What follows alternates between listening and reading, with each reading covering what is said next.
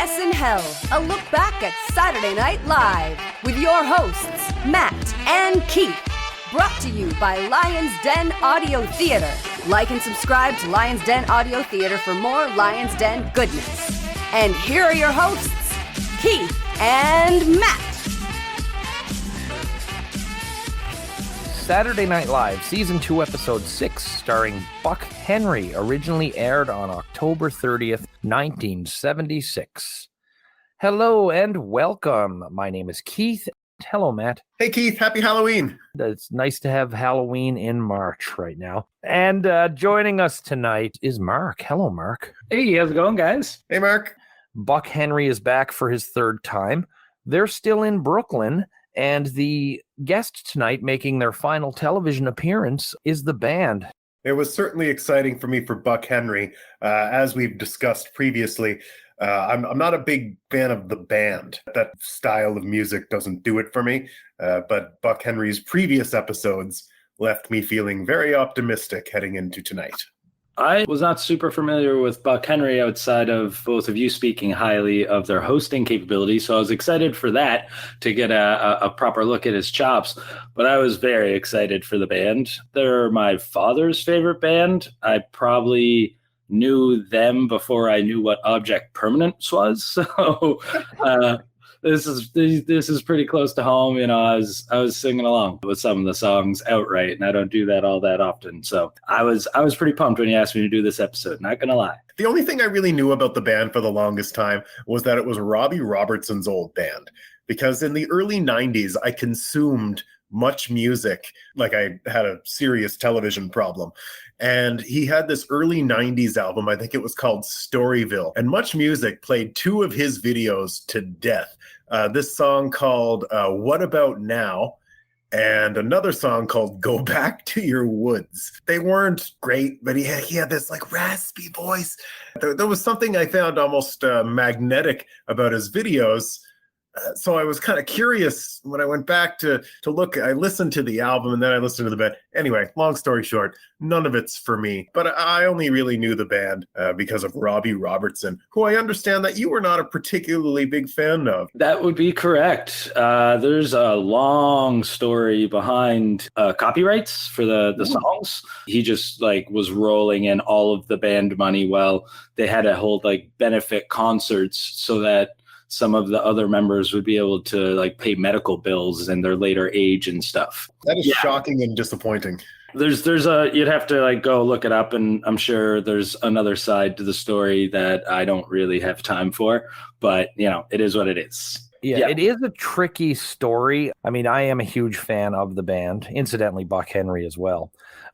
But band fans have turned on Robertson, and there is a lot of truth in the Robertson's a jerk side of things, but there's also a fair bit of truth in Robertson's side. So tonight is also Chevy Chase's last night as a full-time cast member. Chevy, definitely, as Matt's mentioned a number of times, the first big star from the show. It hits me a couple of different ways. I think of it as the dude doing this podcast with you and watching this show. I feel excited. It's probably because I know there's nothing to worry about. I know that there's great things to come. If I'm working there at the time, I'm nervous. Chevy's the star. He's on the magazines. They've won Emmys. They're a ratings hit, and he has been positioned as the star of the show. So I'm a little nervous if it's 1976 and I'm working there. As a fan, X number of years later, I'm not doing math. You told me there'd be no math, actually.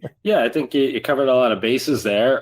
Watching it myself, there are definitely episodes where it feels like him being a star is getting in the way of the point of the show. The episode that I got to sit in on where he wasn't there just felt like everyone else had a lot more room to work and breathe. This is just the thing that has to happen at this point in time for everyone involved. The future looked very bright for Chevy Chase. So another interesting tidbit, trivia history information here, is this is actually the night that John Belushi first meets Kathy Smith.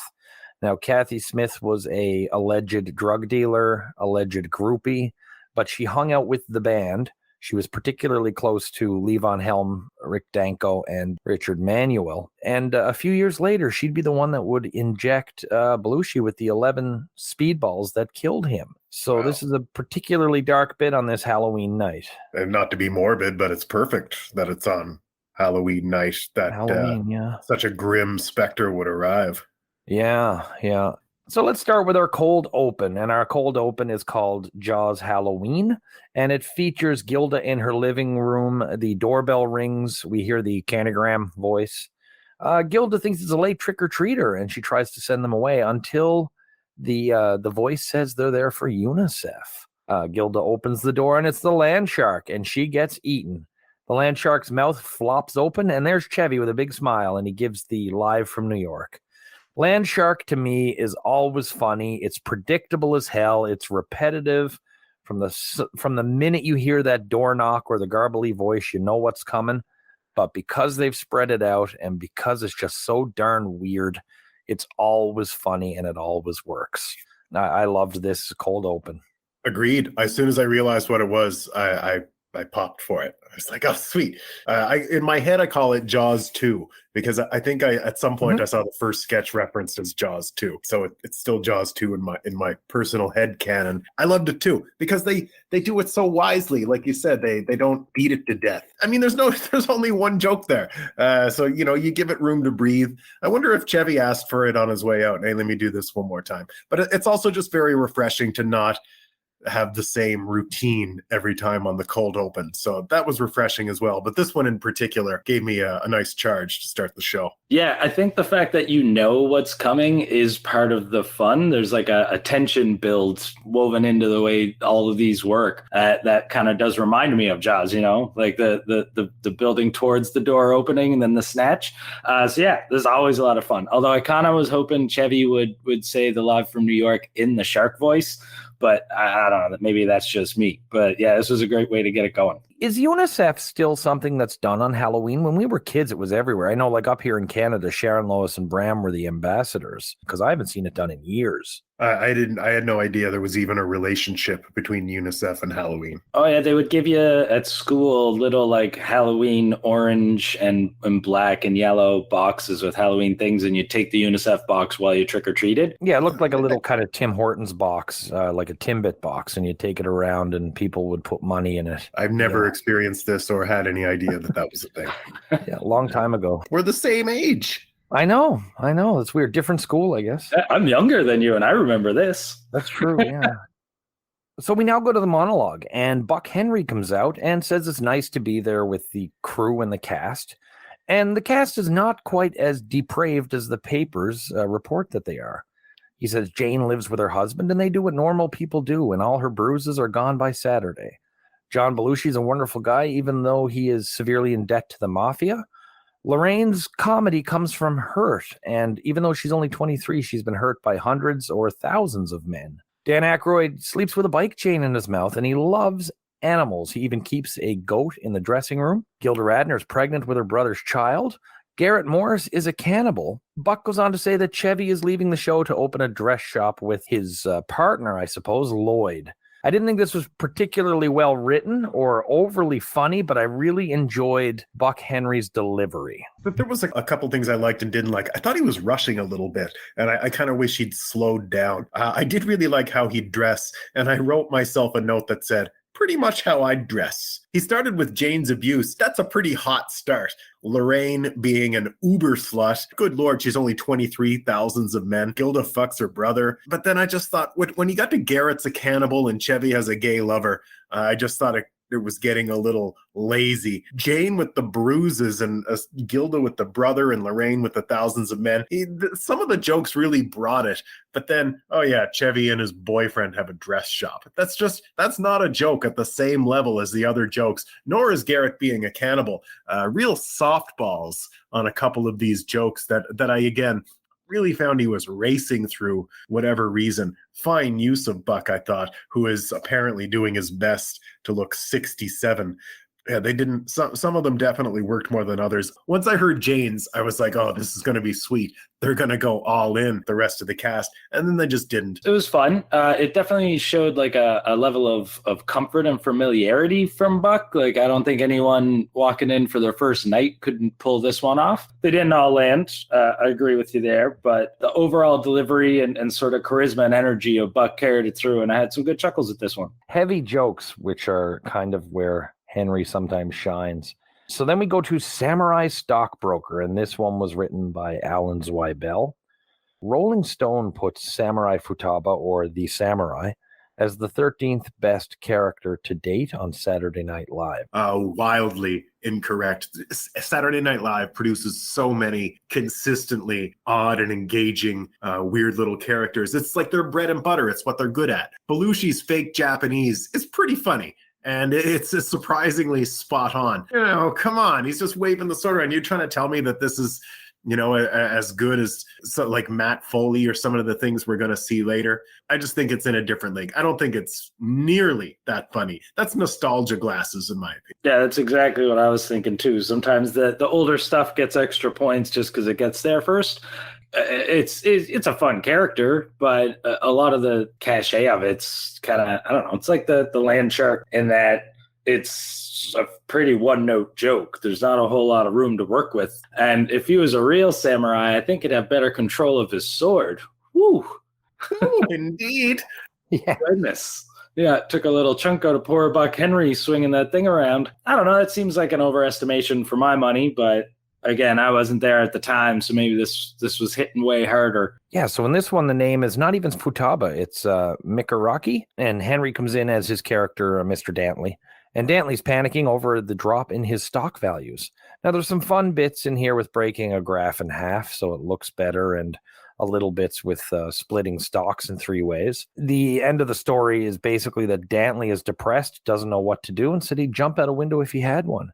So the samurai smashes out a wall and makes a window. And in doing that, he clips Buck Henry in the head and cuts him wide open on the forehead. And then Henry, just to add insult to injury, has this awkward fall as he's climbing out the window and part of the set breaks. For me, the samurai gets more and more cartoony each time. He's basically at the point now where he's making noises. It's the same shtick. It definitely shines when Buck Henry's involved. This sketch is, of course, most memorable for the cut and the what happens after the fact. As far as the samurai sketches would go, they're always better with Henry. That's where I sit. And if they never did any of these samurai sketches again, that'd be great. It was certainly nice to have Buck Henry there. It's like when Brian understands Stewie the baby on Family Guy. Buck seems to be, well, I see exactly what you mean. He has that... He has the perfect delivery. He's the perfect playoff of him. I did really like the abacus bit, especially when he printed before. This sketch is just not. Yeah, it was a little long-winded for sure. There was ups and downs. I had a pretty good chuckle at the abacus bit. And like the very end too, after Buck goes to jump out the window and then the set breaks and he just falls, already having his head split open. I laughed hard at that, but I like bloopers. But then afterwards, when the samurai ticks another body on the board, like he's actively hunting poor Americans or whatever, I actually thought that was a pretty funny resolution to the whole situation. Like, how could he be so incompetent? Oh, no, he's actually a secret evil genius. So we go to a Chiron, and the woman doesn't know that applauding causes blindness.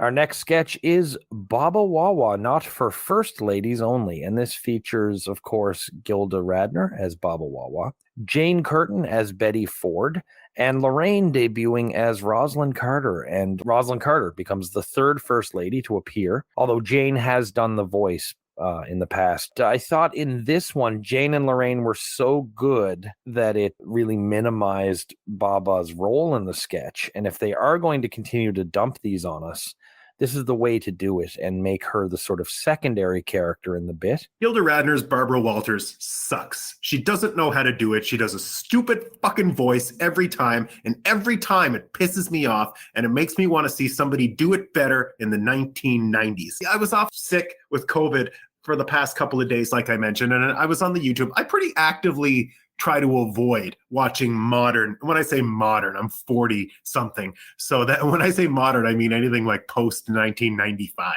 So take that for what you will. But I try to avoid watching much Saturday Night Live at all. This is stupid. Doing a stupid voice is not funny. And that's all she does. She does the same stupid voice over and over. And it's really starting to piss me off because Gilda is such a good performer. And my big takeaways from her from season 1 and up to this point are Barbara Walters and that stupid Emily Latella that she did on Weekend Update. She's better than this. But, I get it. They're popular. They click in with, probably the broad audience, and that's fine. And I'm not trying to say I'm better than the broad audience. Don't get me wrong. That's not what I mean at all. But I'm trying to say, objectively, Gilda Radner's Barbara Walters is fucking shit. And there's nothing redeemable about it. It tanks the whole sketch for me. Jane Curtin was great. Lorraine Newman was great. I really appreciated their impressions. I don't know these two women, like to hear them in interviews. Watching them give performances, I can certainly inhabit the moment in which they create these characters, especially Lorraine, who I thought was terrific here. Gilda Radner's Barbara Walters is a fucking pox. Why don't you tell us how you really feel, Matt? I'm not subjected to as much of it as you guys. This is only my second time seeing this live in action, aside from having seen like clips of it before, but in actually watching the episodes, and I'm already over it, not gonna lie. But I think you're right, Keith, that putting it in with another thing, so it's not the main thrust of the sketch, it just makes it more tolerable. I thought Jane and Lorraine were both fantastic in this.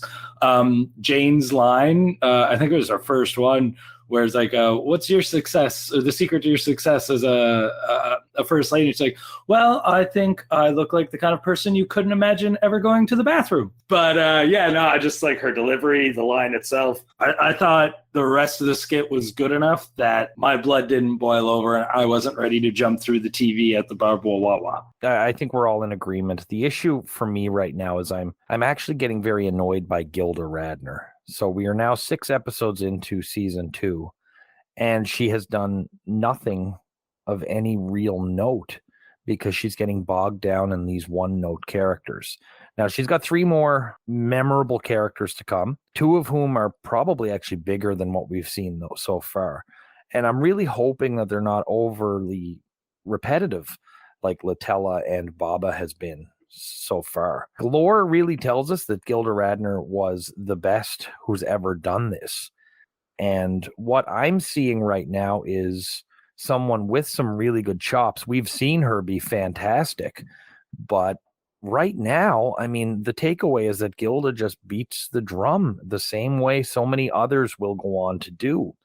And this is really a shame to actually go through week by week and to look at her legacy as we have been. It's kind of being destroyed by the reality that up to this point, with some minor exceptions, she's really just been the same 2 characters over and over again. I think up to this point, there's something like 18 appearances between Latella and Wawa. And at this point, it's not even just the same shtick over and over again, but we keep seeing the same joke. She keeps repeating the Harry Reasoner joke and stuff. And this is really not looking good for what we come to know as this Gilda Radner legacy. Now, I know going through the shows, having seen 99% of the shows over the years, that she does redeem herself, but watching it in this context week after week, it's really, Gilda is slowly losing a lot of stock for me. You really can't trust the lore, because kind of like I mentioned earlier, when I was a kid and growing up, being a younger SNL fan,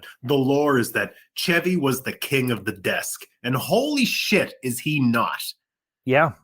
I feel like back in the day, when you had to be in front of the TV at the time that the show was on, you couldn't just pull up any old piece of media anytime you want, right? Like, I still remember being a kid in the 80s and 90s, and if you weren't in front of the TV when, Family Matters came on, you just didn't see that episode of Family Matters. I think consuming media was way different back then, because I've watched far less of this than you guys have, and I'm already noticing, like, how many times is Chevy gonna fall on his butt? Those repetitive go-to jokes at a time when the fact that it's live is a big deal, and the whole thing is still brand new, and they probably don't have the same kind of systems built in for writing everything. It's easy to go back to the well, and I think it probably translated a lot better back then because the excitement of the live show made it a lot more forgiving. It's like watching improv. You'll laugh at stuff that's not even that funny just because there's there's a level of excitement and engagement and liveness to it. So I think they get away with a lot back then that doesn't fly now, when you can just pull up any episode you want and watch it at any time you want and watch 2 or 3 episodes in a week. And it's just like, geez, you just did this on Tuesday. Why do I got to watch you do it again? You know? And I don't mean to be facetious, but I certainly think cocaine makes things a lot more forgiving as well. Yeah. Watching it this way, we're really seeing that the lore is way off. Our podcast is a service. And the thousands know it. Thousands know it.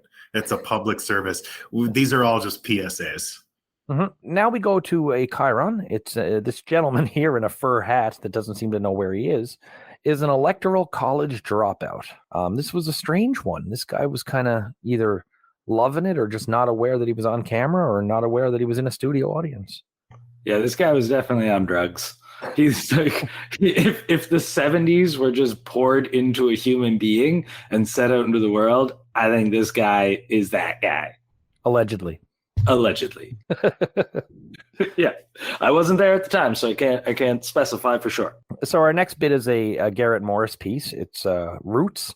And Garrett goes through his family tree and shows pictures of himself as many of his black and white ancestors. Garrett had a lot of fun with this. It didn't really work for me as far as one of Garrett's longer pieces. The audience didn't seem to be digging it, and I wondered, at this point in time, the Alex Haley book Roots had been out for about 2 months. But had this same sketch, word for word, same delivery, everything, aired like a year later after the miniseries came out, I think the audience would have been rolling in the aisles. And I think the lack of audience love kind of hurt this one. On a side note, I was mildly annoyed that they used a picture of John Quincy Adams and labeled it as Robert Morse. Garrett in the pictures was friggin' hilarious, though. A lot of times with live performance, you're feeding off the audience reaction, and the more the audience is into it, the more you can get into it. And I feel like, yeah, this one, the book didn't have the same, it wasn't the same cultural touchstone at the time, I feel, as the miniseries would come to be later on. The longer it goes on, the more it sort of loses its steam because the live audience wasn't getting into it. Some of those photos, though, you could tell he was having a blast, and that sort of carries it, but it does drag on a little too long for what it is and for its timing, I think. This particular sketch for me was a disaster. And thinking about, if they try to do it after the movie, I don't know, such touchy subject matter. Yeah, I don't know. I need some sort of, how do you make it funny? They figure out how to make it funny. I trust them completely I shouldn't say I trust them completely. Good Lord, listen to what I just said about Barbara Walters. No, I don't think it gets any better. I think they do a goofy Kunta Kinte or some other prominent character that is mimicking an actor from the film and continue to make a mess of it. Debate 76. This is the second time they've had the final debate. And this one is hosted by Buck Henry, now wearing a bandage on his head where he was cut by the samurai sword. The panel is played, they're non-speaking, but they're embodied by Bruce McCall in his only Saturday Night Live appearance, Marilyn Suzanne Miller, and Alan Zweibel. So basically this debate has devolved into a sort of a pageant. The first up is the swimsuit competition, and Carter and Ford come out wearing sashes and old-timey black bathing suits. The audience went absolutely nuts for Aykroyd as Carter. Chevy comes out also wearing a bandage, and he's wearing flippers. So they do the catwalk, and Henry talks about them and their body measurements. Then they do a talent section where Carter does dentistry on a Secret Service agent played by Garrett Morris, and Ford teaches people how to vote by going into a voting booth and closing the curtain and then falling off the stage. They then go to a question section, and there's a question hidden in an envelope. Carter is asked what it would be like to be the most powerful man in the world, and he says he's tried to get to know people across the country. Ford destroys his envelope. The question pertains to a very detailed series of mishaps that occurred at a dinner with the Brezhnevs and Henry Kissinger, where everyone gets hurt due to Ford's clumsiness. This was a very long sketch, a couple of laughs for me. I don't know if Aykroyd is now wearing fake teeth or doing something different with his mouth as Carter, but that's absolutely working. Chevy with the bandage is funny, and this will turn into sort of a theme throughout the show. But overall, I didn't particularly like this one. It's certainly not nearly a patch on the first debate they've done. This one started so strong for me. The premise and the execution of like the swimsuit section, I was having a really good time. They picked the energy up a little bit on the back end with the questions, but I think where it started so strong and then lost me so quickly and meandered so hard, I was more disappointed in it than I should have been for how much I liked the start. It's always worse when you're disappointed. That always hurts a little more. The show is called SNHell because there are such complicated levels of this show and such a minutia of excruciating things to watch sometimes. One of them being, in my opinion, this overly long skit. I enjoy Aykroyd as Carter, definitely. Him coming out in the suit and smiling was my highlight of the sketch. Buck Henry was wasted as the host completely. Chevy did a fall. Maybe it was for old time's sake, but this was a pretty big misfire for me. I didn't care for it. Minutia of excruciating things to endure is a great name for like a avant-garde punk band. One thing about this sketch too, it looks like the credits were pretty much exactly the same as they've been the whole way through. Minor changes maybe between the first and the second one. And what a disappointment. I really liked the last debate sketch. And the one they did, Chili was here, I believe, for Karen Black. That was a really good one. She played this moderator that was she really inhabited a bizarre character as the moderator. Buck Henry was just there. Like, it could have been anybody. Who gives a shit? Could have been me. Karen Black did something very interesting with a moderator character in an otherwise dreadful episode. This exact same joke was actually when Garrett's playing Ken Norton, and he makes a joke about how they had to go through the swimsuit portion in an out of place fashion too. So this feels like something they took from that earlier and then threw into a different realm and expanded on it. So now we go to a weekend update, and Chevy's bandage has gotten bigger. He's on the telephone, and he says to the person he's talking to that they can smoke as much as they want, and it won't affect their motor skills. So the top story of the night is that Buck Henry cut himself as a far gone, downed, and drugged out John Belushi hits him with a sword. The first returns are back, and it's Ford with 0, Carter with 0. Sight gag, where a picture of Betty Ford petting a dog says she won the first prize in a dog smelling contest. And then they air 2 commercials. The first one is Carter meeting women as he talks about lust in his heart, and an attractive young woman walks a beach. And then Carter's commercial. It's basically Gerald Ford's pardoning of Nixon's speech and some clips of Nixon and Ford hanging out. Lauren was particularly proud of this one because they played the pardoning speech 3 days before the election. What did you think of the first half of Weekend Update? Garbage. No jokes. The speech was stupid. I don't really think it should be allowed that a comedy show should be running these kind of, even as a joke, these lengthy political ads that might sway any sort of voter. Not that I think any sort of voter is basing their vote on a Saturday Night Live sketch, but I don't think you get away with this today. They had Gerald Ford give a message on the air, which you remember how I feel about that. It was very poor. You got to make fun of the politics, and that's great. I really like it in the cold open. Later on, they will really focus it on the cold open, I find, with a little bit more in Weekend Update. I did have a pretty good laugh at the dog smelling contest joke. Just the picture, the angle was perfect. But outside of that, to getting overly political and having something to say, I don't know, you're a comedian, man. Like, don't make such an obvious political stand. Like the Carter thing, they were trying to be funny. The Ford bit just seemed like an actual screw this guy. Too much spite in this for me. Yeah, they certainly didn't go after his clumsiness and that one. No, that was definitely a straight up political statement. So we now go to a commercial, and it's the Super Bat-o-Matic 77, and it is basically a parody of the Super Bass-o-Matic 76.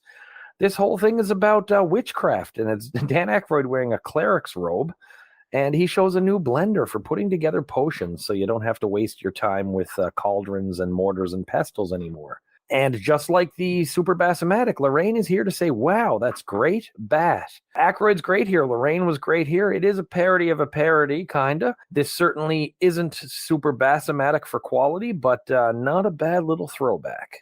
Keith, if I recall correctly, I ranked the Bat-o-Matic as my favorite sketch of season 1. You certainly did, yes. So it was nice to see this, but it's not nearly as tight, which I thought was a huge step down. Like Lorraine should have just did like, that's good, Bat. And that just should have been it. And I really wish the callback jokes had worked a little better. They don't work as well when you change the lines, though. The one thing I really took away from this is clearly a dude that's about to write Ghostbusters. yeah, no question about it. Yeah, this is like perfect peak distilled Aykroyd for me, though, with the shisty, fast talking salesman mixed with the occult and the super weird and off kilter. And it definitely doesn't work as tightly as the Bat-o-Matic does. And it relies on you having seen the Bat-o-Matic, which I thankfully was there for that episode. So that worked out nicely. I think I kind of liked it better in a weird way, though. It's not as ha-ha hit you hard funny, but it's definitely more heady and weird. And I didn't laugh as hard, but I think I might have enjoyed it a little more. We're back at the weekend update set. Jane comes out with people in the news, and she mentions a few things. She's also now wearing a bandage. And really the take home of what she says is that this is Chevy's last episode, and he's on his way to replace Johnny Carson. Now, this was not a thing. It was never a thing. It was something that was talked about a fair bit since a 1975 New York Magazine article said that NBC saw Chevy as the first person who could replace Carson. But Carson doesn't go anywhere till 92, and by then Chevy is nowhere near in the contention. I was really worried this was going to be a face-making segment, and where Chevy just goofs off for the camera. I was really glad it wasn't. Oh, I was waiting for the faces. Sorry, I didn't mean that. Were you? Okay, because I wasn't totally at sea there then. No, I was in the exact same boat too. As soon as she came on, I was like, don't be stupid faces, Chevy. Don't do stupid faces. So this little mini segment actually gets points for not being that. Yeah. Chevy then plays Five Finger Filet, a quick shot of Ford and Carter where Ford has a mustache drawn on. That goes on to air during a speech where Chevy talks about how Saturday Night Live has been unbiased and they won't endorse either candidate. And then Chevy signs out with good night and have a pleasant breakfast. I'm glad that things are about to get shaken up. This format is really tired right now. Yeah, this was worse for me than the first half because I found Jane's bit on Carson seemed pretty mean-spirited.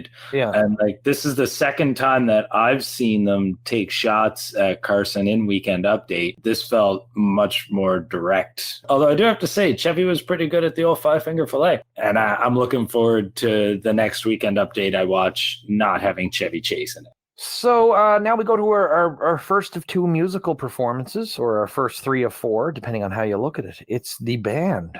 They started their time as the backing group for Ronnie Hawkins. They were known as the Hawks. And then they later backed Bob Dylan. The thing about the band was they were super popular as a backing band, and they eventually sort of went out on their own. Their debut album was called Music from Big Pink. It was released in 1968. And this segment is a 3-song set comprised of Life is a Carnival, The Night They Drove Old Dixie Down, and Stage Fright. So I'm just going to go through the three quick, and then I'll turn over to my buddies here. So Life is a Carnival was released in 1971's Cahoots, and I'm not usually a big fan of this song, but I really enjoyed this performance. The Night They Drove Old Dixie Down was released in 69 on the band's The Brown album, or the band. It's called The Band, but people call it the Brown album or the Brown one. Even though Joan Baez's version did much better, this is the one for me. It's certainly fallen into a bit of disfavor these days. It's truly one of the best songs of its era. This is a tremendous performance. The song was actually retired. Levon Helm stopped singing it after their last Waltz concert. And the third song is Stage Fright, and it was released on the album Stage Fright. This one's a lot different than the other ones they have to do. Rick Danko sings lead. I think Rick Danko has one of the most underrated voices in rock history, but he wasn't at his best tonight. It was either him or his audio. Something was really bad, and it didn't do this song justice. To me, this was a super strong set. I would have loved if The Wait or Up on Cripple Creek was there, but, I'm not complaining too much about that. Further to Mark's point earlier, band fans aren't supposed to like Robbie Robertson, but my God, what a cool dude he was there. Real cool cat, and they were all doing their thing, but Robbie Robertson just looked so friggin' laid back and loving what he was doing. Mark, you're a big band fan. Matt, you hate when there's too much music. So I'm super eager to hear what you have to say. Yeah, I will admit that I was disappointed with myself and how much I enjoyed Robbie Robertson in this. I'll give you that one. I love live music, but watching a recording of live music, it's rare for me that live energy always translates. And for me, this just poured out of the screen, but I'm super biased.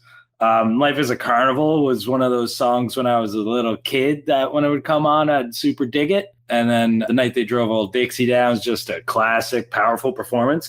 When they rolled straight into the song, at first I was just like, ooh, back-to-back songs. This feels weird. I don't know if I like this. And I feel like Matt's going to hate this. And then when it got into the montage of their photos and stuff, it started to feel a little bit special and important because they did announce that, this is one of their last live performances with The Last Waltz coming, and it feels like this is a big hurrah for them and kind of a special thing for SNL to get to host too. So that's when I kind of came around on it. And then when they bounced right into Stage Fright, I was all in. I was pretty happy and pumped. That song hits a little bit of a special personal chord for me. When I started doing a little bit of performance myself as a teenager, this song started making a lot more sense. I would actually disagree a little with you, Keith. I think Rick Danko, part of his performance when he's singing this song is to emote his own discomfort. And so like his voice is kind of going off and showing sort of a vulnerable, breaky emotion that is subtle. And maybe I'm reading too much into it because of my own business, but I thought it was great. I loved all of this. I had moments of hesitation in the middle, but I came around hard. Was his audio off or something though? He seemed a little more nervous, like with the live TV angle and all that. And he was kind of far away from his mic. Unique voice that no one else has. Oh yeah. Counting Crows tried. Yeah.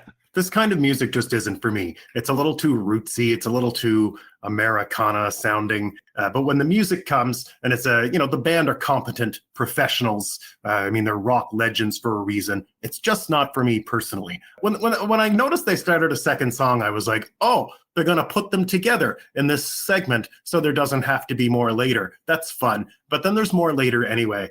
So this was entirely too long for me personally. I try to take into consideration the fact that this is for fans and for a lot of people. This is a bit of an event, and I watched it and I tried to like the music. I just don't like this music. All right, so let's move on to our next sketch, which is called Ointment, and it's a parody of The Omen. The whole sketch has kind of this weird hazy glow. We have Belushi playing Damien, Buck Henry and Jane Curtin as the parents, Lorraine as Miss Baylock, and she actually looks she's a good match physically. Aykroyd comes in as Father something. Is a parody of Father Brennan. He's been impaled by a street lamp. His face is all mangled up. I don't get the reference, but I haven't seen The Omen in about 25, 30 years. They go to a pet cemetery. Chevy enters as photographer. The audience loved it. I don't know, Matt, I assume you know The Omen a hell of a lot better than I do. I was pretty excited when I saw it come on. They really pulled off the hazy aesthetic of The Omen very well. I think the face disformity was just something they threw in, because his head got cut off by a pane of glass. The hanging was nice because that was a big pop in the movie. Lorraine coming in with those fangs, and there is a shot at some point where she's in the foreground just vamping the shit out of those fangs, and it was probably the highlight of the episode for me. It was definitely too long. It was like, it really came off like a Mad Magazine parody. Like, yeah, we watched The Omen. Here it is again, but a little silly. This was a roller coaster ride for me. Lorraine vamping with the fangs, I definitely caught. I really enjoyed that. Aykroyd was great as the priest. Buck Henry was having a lot of fun chewing the scenery. I think the whole eye thing was just an excuse to get the ointment joke in there. Chevy too, when he came in with the photos and he's going through all the photos with the 666, and then he does like a energy change and he starts talking about like, oh, this is one made a fool of myself at my Christmas party. I had a pretty good chuckle at that. There was some really strong moments in this, but it definitely could have used a little bit of editing for sure. Our next bit is introduced by Buck Henry, and it's a Gary Weiss film called It's Halloween Night. And it features a song by Howard Shore, that is sung while Buck Henry gets his hair and makeup done in order to be a woman for Halloween. All I could think of watching this was how much he looked like B. Arthur when they were done. Yes, same here. Same here. I wasn't sure. I thought like maybe he was going for a B. Arthur parody thing. One person, it's mean. Two people, it's a coincidence. Three people, it's true. So yeah, okay. So yeah, I mean, this was okay. It's not the greatest Gary Weiss thing ever, but Buck was all in, and really just the look on his face when he was in full makeup was absolutely hilarious. And the makeup and hair guys were having a great time with it too. So I kind of enjoyed this one, though there's not much to it. This was pretty disappointing for a Gary Weiss film for me. His bit with Buck Henry last season, where they're at a toilet seat store, was one of my favorite moments of the season. So I did feel a bit let down by this. It was just a little strange. I didn't find it particularly funny. I mean, visually it was funny to look at because Buck Henry is there looking like B. Arthur. But I didn't think there was anything special about it by any means. There was too much eye stuff for me. The close-ups of like using the pencils and the putting on the eyelashes and the little curler things. I get a little squeamy about some eye things, and there was just a little too much eye stuff going on. Outside of that, Buck Henry sold the shit out of it. His commitment, I think, made it feel like it didn't drag too hard. Although the last shot where they just hung on his face and then he did this awkward wink just felt really long and kind of clumsy.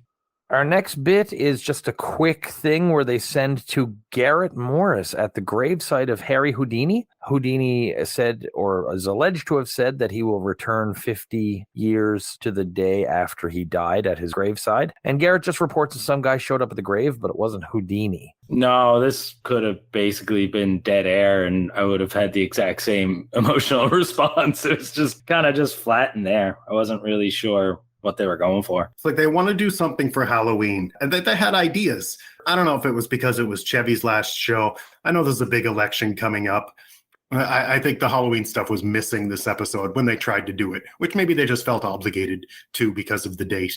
So then we go to Mr. Mike's Least-Loved Bedtime Tales, written by Michael O'Donoghue and performed by Michael O'Donoghue. And this one is The Enchanted Thermos. And it's basically an Arctic version of an Aladdin tale where a genie comes out of a thermos, kills a kid, and goes through his pockets. Quick, I found it funny. I like these. These will come back later in different forms. Yeah, his delivery when he said the kid dropped dead and then the genie went through his pockets, that got me pretty good.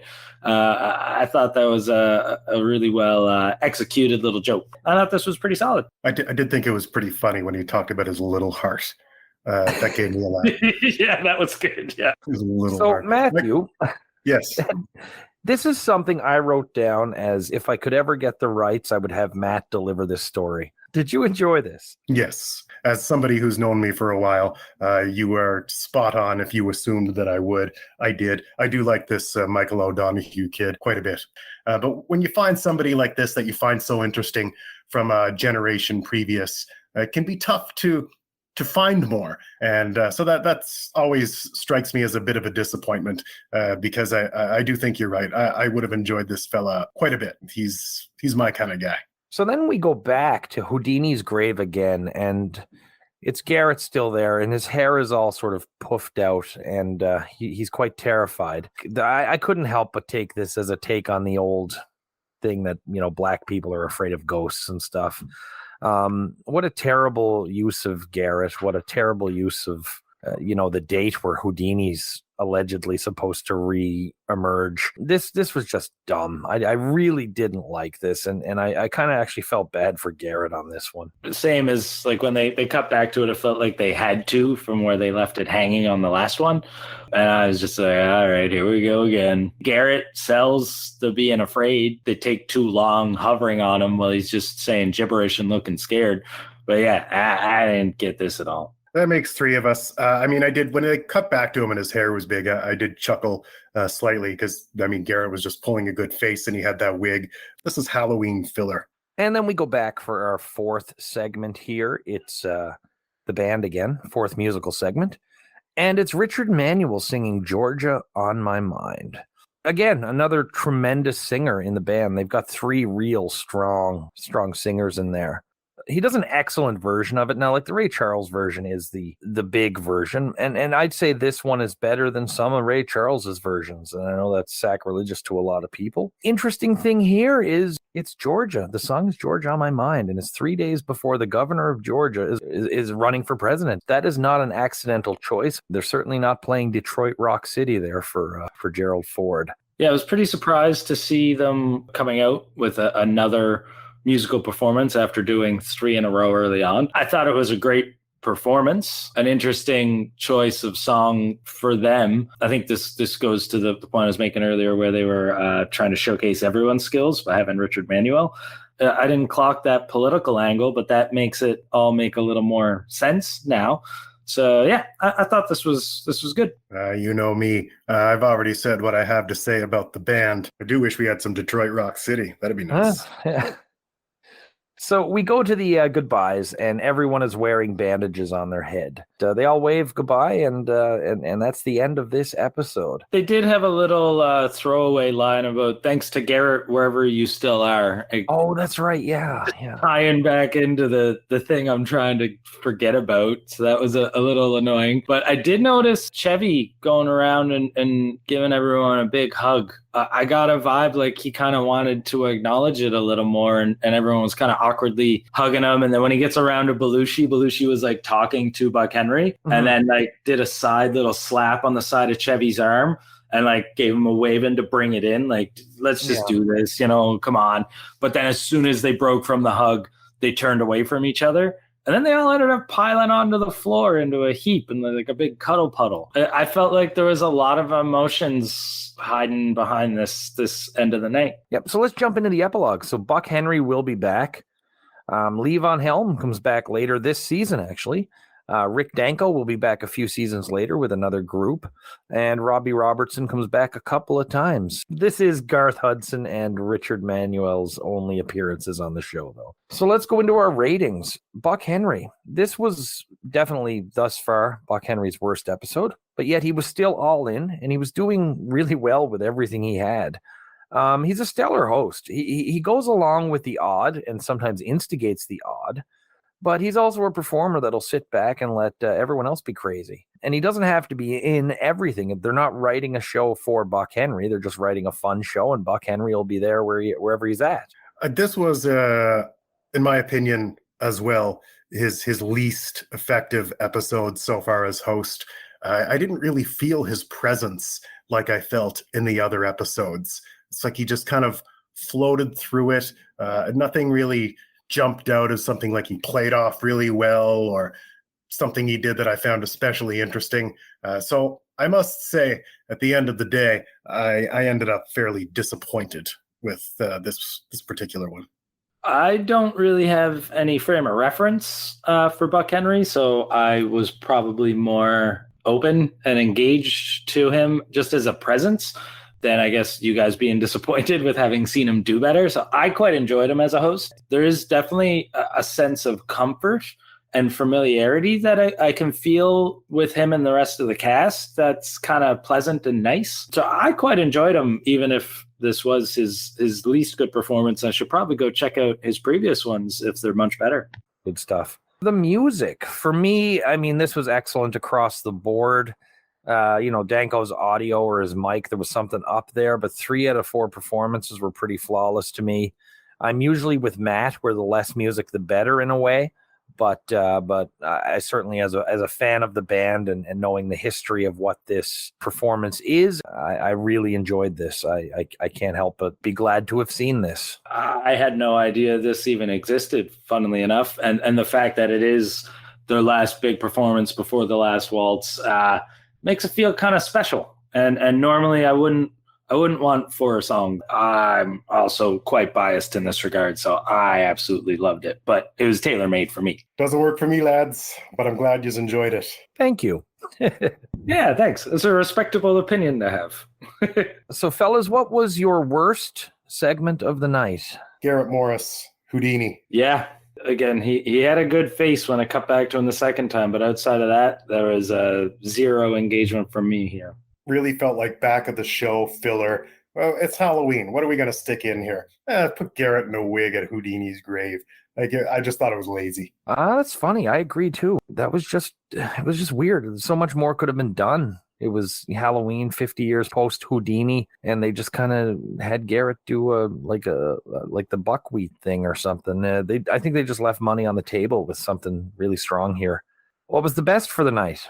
This is kind of tough because I had a couple of really big laughs, but then, a lot of the skits that I laughed really hard at had really undesirable elements woven in. I guess maybe I'll have to go with Bat-o-Matic. It tickled me in an odd way. The callback, the peak Aykroyd, the weirdness of it. Lorraine's just super goofy. That's great. Bat. I think that one has the most hits with the least misses. Going to have to agree with Mark that this episode was challenging for me because I came in with the high expectation for Buck Henry, probably a little too high, let's be fair. It proceeds to kind of just plot around a lot. This was really the only one that I can think of that from start to finish, I was like, okay, I get what you're doing. It's effective. And as far as what this episode gave me, it's what I liked the most. I cheapened out and went with the Halloween Jaws cold open. The land shark does it for me. And though there's nothing fresh or new, there was just not a hell of a lot else to pick from for me. Star of the night, Matt. Lorraine Newman for me tonight. I thought her vamping was the highlight of the episode for me. It was nice to see her back with her big grin, drinking the whole bat. And I thought she did very well in the First Lady's sketch as well. Yeah, you'll get no arguments from me between the First Lady sketch, the playing with the fangs, and the reaction that got, and the whole bat. Yeah, she knocked it out of the park. I went with Aykroyd, even though some of the material really sucked. His Carter at the debate was good. His priest was very good, and the Bat-o-Matic was good. I just couldn't really go anywhere else with this one because no one else was featured strong enough in anything good. So overall, from me, this was definitely a weak Buck Henry episode. Nothing overly hilarious. There was not much that was piss poor. The music to me was great, but I am a huge fan of the band. A few things were funny, a lot of things were dragged out, and a lot of things were underdeveloped. This was truly, for me, a middle-of-the-road episode, except the music, which might be fine for some folks, but it's a big letdown when Buck Henry's the host. So they're a day before Halloween. They're 3 days before the election. It's Chevy Chase's last episode, and Buck Henry is the host. A lot of stuff there. There's far more material in there than what we get to see. It's like, how many things could they possibly have messed up? The running gag with the bandages was an excellent touch, though, and it's just kind of that sort of fun, random on-the-fly stuff that probably would never happen these days. So this episode, for me, gets a 6 out of 10. It was a reluctant 5. The band bumped it from a 5 to a 6 for me, considering all they had to go with and all they could have done. This was a big letdown for me. Me too. I didn't get the music bump, so I'm sticking with a 5 out of 10. Very middle of the road. I liked the monologue okay, but just too many things that didn't work. A couple of things that went on too long, and just no big hits. Like you said, like nothing exceptionally terrible, but nothing great. So that smells pretty middle of the road to me. So that's a 5 with a bullet. I'm feeling way off on this one, but it is my first time with Buck Henry, so who I quite enjoyed, and I absolutely loved the music, and there's a few moments that I laughed really hard, so I'm going for a 7. Very good. With my 6, Matt's 5, and Mark's 7, it averages out at 6. Over at the IMDb, they gave it a 7.6, which makes it really close to our exchange rate of 1.5 off. Love it when it comes together like that. Rolling Stone gives the band number 9 for best musical appearances to date, which, based on what I know and what I remember, that jives for me. I feel just a little less about it. There's no other way to put it. This was just less my particular aesthetic. So I think all of this is just terribly high. The band at number 9, honestly, I could see them even going higher, but that's extremely biased, and I can super appreciate that as a subjectivity matter. And also, this is the last episode for short-term writer Bruce McCall. Bruce he wrote for 6 episodes. He is credited with writing part of the Mardi Gras special that comes up in February. As far as regular standard episodes go, this is the last one for him. He does eventually resurface at the New Yorker, where he becomes like a very prominent illustrator. I think he did 77 covers and a columnist. He's done really well for himself. But that's the end of Bruce McCall, and we actually got to see him briefly tonight. And our other big departure. This is Chevy Chase's last episode. And Matt and I are going to do a special talking about Chevy episode shortly. So I want to thank you, Mark, for coming back again. You've joined us for 2 in a row now, and really appreciate it. Oh, thanks for having me. We'll be here in about a week, and it's going to feature my buddy and actually Mark's longtime buddy, Kevin. Our host for the night, Matt, do you know who the host is? No. Dick Cavett. Sweet. I love Dick Cavett. His musical guest is Ry Cooder. I feel the same way about Ry Cooder as I feel about the band. It's just not for me. But, I get why people like it. Sounds like a sensitive medical condition. So yes, we'll be back in about a week with Dick Cavett and Ry Cooder. Until then, we'll be trick-or-treating with sharks and drinking bat next to Houdini's grave here in SNHell.